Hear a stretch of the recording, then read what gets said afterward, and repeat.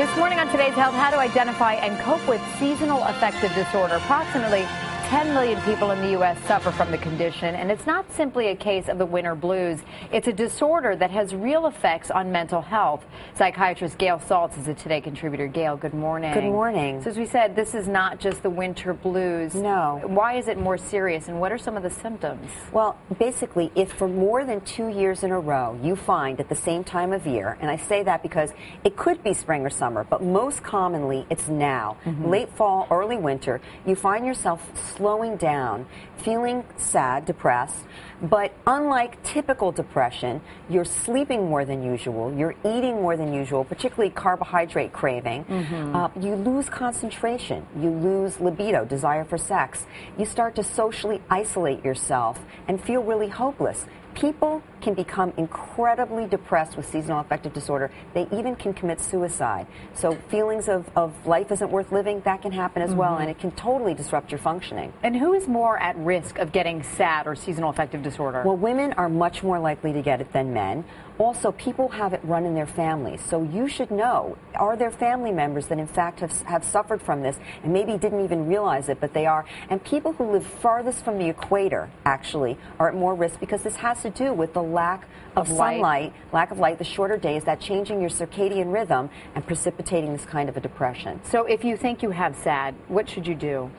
Take it seriously. Yeah. Things that you can do on your own are, for instance, inject exercise, daily exercise into your life. It's shown in studies that exercise can even go head-to-head sometimes with medication in terms of improving depression. Make sure that you're reaching out to others and staying involved with others. The social isolation can make this really spiral and get out of control. So those are and add light to your day naturally by sitting by the window early in the day as much as possible. Think about being somewhere where there's more light.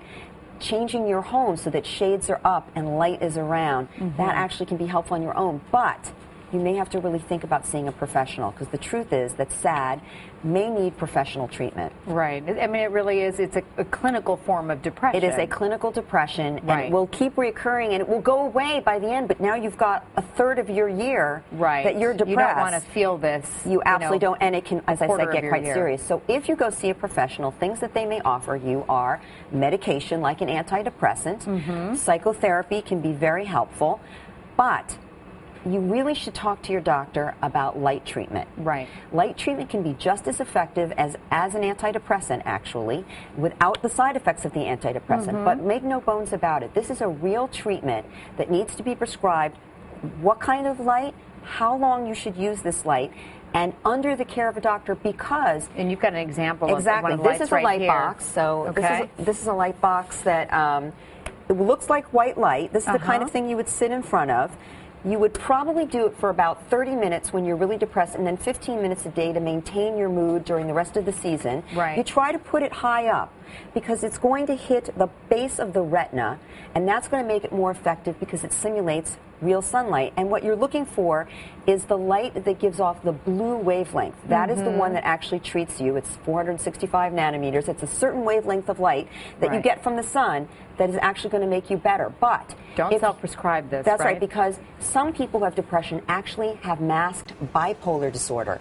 And the light, just like an antidepressant, will make you manic, and you could become extremely sick. So it's very important that a doctor follows you while you do light treatment. All right, good to know. Great information as always, Dr. Gail Saltz. Thanks so much.